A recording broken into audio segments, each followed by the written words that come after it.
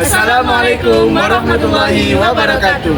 Halo semuanya, kami dari kelompok 3.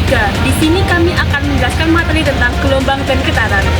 Gelombang dan getaran sendiri itu dibagi menjadi dua. Yang pertama, gelombang transversal, yang kedua, gelombang longitudinal. Nah, di kelompok kami akan membahas tentang gelombang transversal beserta contohnya. Sebelum memasuki materi, kami akan memperkenalkan anggota kelompok kami terlebih dahulu.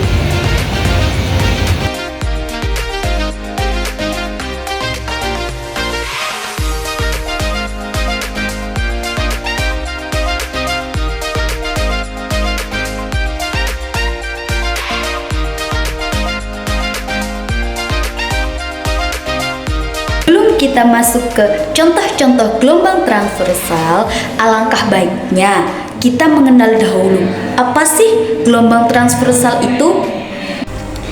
Gelombang transversal adalah jenis gelombang di mana arah getaran partikel-partikel mediumnya tegak lurus terhadap arah hambatan gelombang itu sendiri. Sederhananya, bayangkan sebuah tali yang digetarkan ke atas dan ke bawah, maka gelombang yang terbentuk pada tali tersebut itulah yang disebut dengan gelombang transversal. Istilah transversal berasal dari kata transversal dalam bahasa Inggris yang berarti melintang.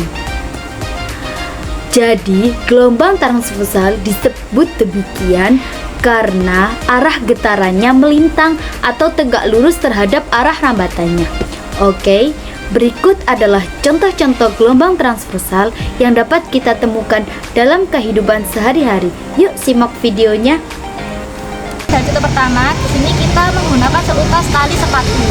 Jadi caranya, ambil seutas tali sepatu dan gerakkan salah satu ujungnya sehingga membentuk sebuah gelombang. Hasilnya, gelombang akan merambat sepanjang tali dengan arah getaran tegak lurus terhadap arah rambatan. Begitu. Jadi, mengapa seutas tali sepatu yang digerakkan termasuk gelombang transversal? Alasan yang pertama adalah arah getaran partikel tali yang tegak lurus terhadap arah rambatan gelombang. Ini menjadi salah satu ciri khas gelombang transversal. Lalu alasan yang kedua adalah saat tali bergerak naik turun, terbentuklah bagian-bagian yang lebih tinggi atau yang biasa disebut dengan puncak, dan bagian yang lebih rendah atau biasa disebut dengan lembah.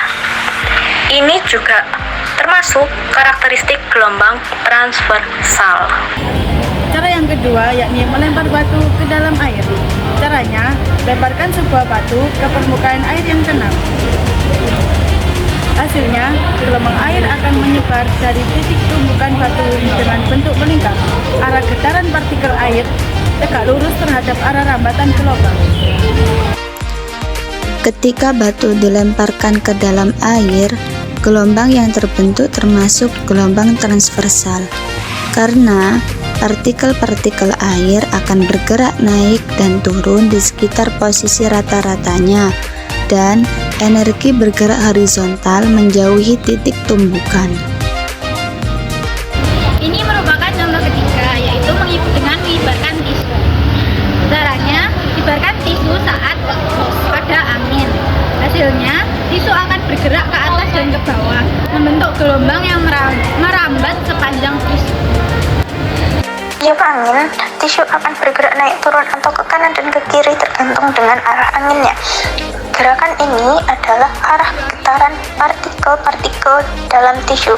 Sementara gelombang atau kibaran tisu itu sendiri merambat dari satu ujung ke ujung lainnya, yaitu arah rambatan.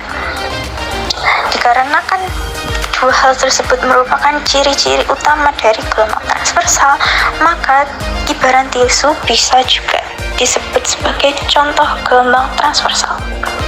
Contoh keempat, mencelupkan supit di atas air. Caranya, celupkan ujung supit ke dalam air, lalu gerakan ke atas ke bawah. Hasilnya, gelombang kecil akan terbentuk pada permukaan air di sekitar supit. Contoh supit dalam air. Ketika sumpit dicelupkan ke dalam air, jika kita menggoyangkan ujung Subit di atas permukaan air, kita dapat melihat gelombang traversal yang terbentuk di permukaan air. Di sini, arah getaran air atau naik dan turun tegak lurus terhadap arah gelombang yang bergerak melintasi permukaan air. Ini menunjukkan sifat gelombang transversal. Contoh yang kelima adalah gelombang pada senar gitar. Caranya, petiklah senar gitar. Hasil darinya adalah senar gitar akan bergetar ke atas dan ke bawah, menghasilkan gelombang suara. Gelombang pada senar gitar termasuk gelombang transversal karena arah getaran partikel pada senar bergerak tegak lurus terhadap arah perambatan gelombang. Ketika senar dipetik, bagian-bagian senar bergerak naik turun, sementara gelombang itu sendiri merambat sepanjang senar. Ini berbeda dengan gelombang longitudinal, di mana getaran partikel terjadi searah dengan arah perambatan gelombang. Nah, itulah tadi penjelasan dari kelompok kami tentang gelombang transversal beserta contohnya. Sekian dari kelompok kami. Wassalamualaikum warahmatullahi wabarakatuh. Bye-bye.